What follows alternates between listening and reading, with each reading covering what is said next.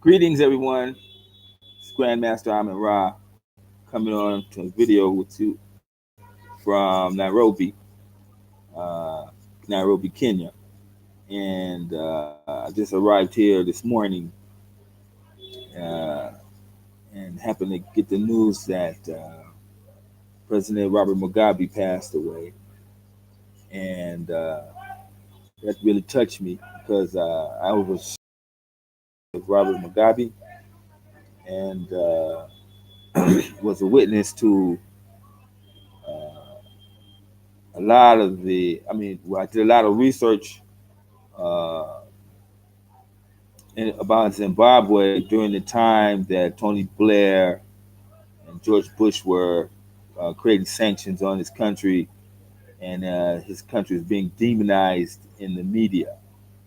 And I think that's where I got a lot of my firsthand knowledge and experience from about you know, what fake news can do. I mean, there are so many. To the day he died, Robert Mugabe was getting these fake stories. People are writing, put his picture on a screen, and then write some fake words, and it's like it's attributing what the words to what like they came from Robert Mugabe, you know, and this was a lie. I mean, that at the height of all of the lies they put on the great Robert Mugabe, they he was then nominated to be the head of the African Union. And like I said, I used to do a lot of research. I used to watch the New African magazine. Used to come out on a monthly basis. I used to be the first one to get a copy. And the editor back then of the magazine was very pro Mugabe, and actually went and visited and interviewed Mugabe several times. I remember these stories where they were talking about the food. There was no food on the shelves in Zimbabwe when you go to the supermarket. And the editor went to the supermarkets in Harare and showed that that was a big lie.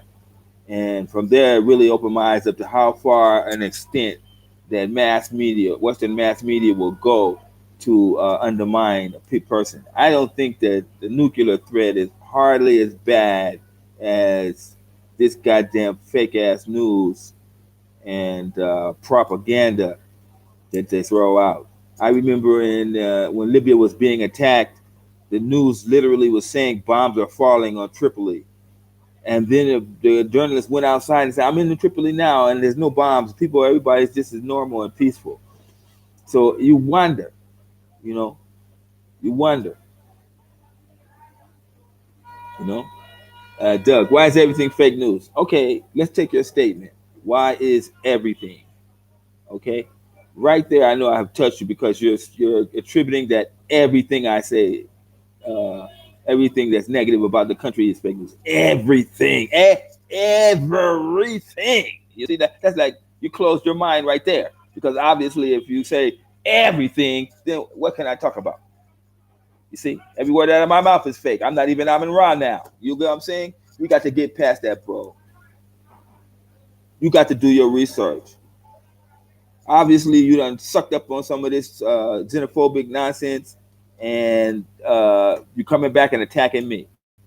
When you didn't do the research yourself, you just listened to that story, and you probably blurted out something like, "Those South Africans are bad people."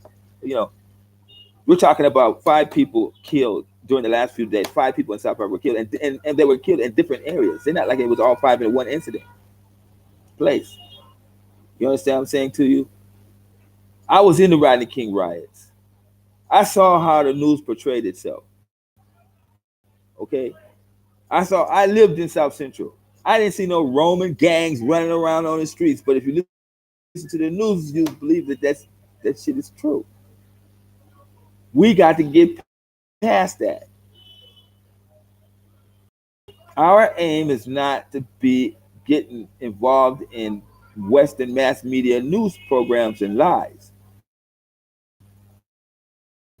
Our aim should be moving to a place that's peaceful, and establishing a homeland, having a family, raise children, get do a business, get a job, do something that's outside of the atmosphere of racism. Because in America, I don't care what they try to do to South Africa, say about South Africa. America is like that shit every day of the week on a normal day. Killings and things like that are just normal. You don't see the people there running around talking about, I can't go to South Africa because, I can't go to Chicago because it's like this and that. That's a lie. Let me get my glasses dug. We get ready to have it out. I asked you one question, and you're doing a lot of speculation. A lot of speculation. You see, there you go again. What's this speculation? You done already analyzed what I said? You done already told me that you've been to South Central and you saw gangs walking the fucking streets? Have you lived there? I'm not speculating anything. Okay, and I'm not mad. Just the way I'm talking, I'm from South Central, so we talk like that. But I got nothing but love for you. Let me read this shit. This speaks volumes. Okay, so you want to try to create your own thing, and then uh, uh, you know, judge me on what you created. So you created the lie that there's a lot of I'm doing a lot of speculating, and then you condemn me, telling me that I speak volume. So I'm crazy. We ain't even 5 minutes into the goddamn video. You done already judged me. Well, then get off the video then, bro. But okay, everything is fake news. Okay, you see, you're repeating the same thing I thought I told you. Nobody said that. How can everything be fake news? Am I retarded?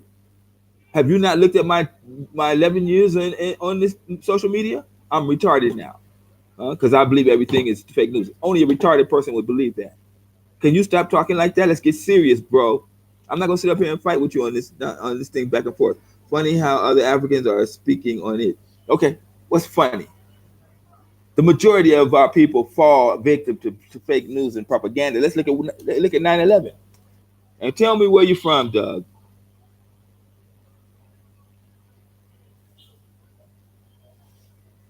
You know, go look at the xenophobic so-called situation in South Africa and see how much of it is fake ass news. They're putting out fake videos of incidents that happen in other places and saying that it's from South Africa. They're showing a shootout scene, people being shot and killed, only to realize that it was a movie set and it was part of a movie. This is what they're doing. This is what they're doing. Now I was there doing the research during the Zimbabwe situation, and I even visited Zimbabwe, peacefulest country you could ever believe. But they want to try to tell you that the opposition ruled and the opposition was controlling the majority of the people. No, they only dealt with a small fraction section in the capital city, but everywhere else in Zimbabwe they were pro Robert Mugabe and they believed what he was saying. And so they're going to say Zimbabwe stole the land from the whites. He paid those people for the land. That's what they never tell you. He paid those people. They're going to tell you that um, Muammar Gaddafi was the president and controller of Libya. He was not the president. He was not the owner. He was not in control. He didn't make decisions. It had its own operating government. He was just the independent guy that freed the country. He had a special status, but he didn't make the laws. He didn't make the laws that give out people money in their bank account from the oil revenue. He didn't make our laws that makes education free. That was the committee for Liberia. I mean Libya. So don't tell me that everything is fake. No, I'm not saying everything is fake. I'm saying that they're taking a situation in one small part of South Africa. They catch somebody comes in the middle of the night. Now they didn't do it in the day like rioters really do. This is at night. Break into the place and trash the place. Now what the hell is that? You don't take anything. You trash a whole mall in one place in the middle of the night, then you run away, and then they bring it on, put on TV and say it's xenophobia because all the shops were belong to foreigners. That's not true. And how the hell can people that just randomly coming in the night know which shop is owned by who? And if anybody has some sense, you know that whoever owned the shop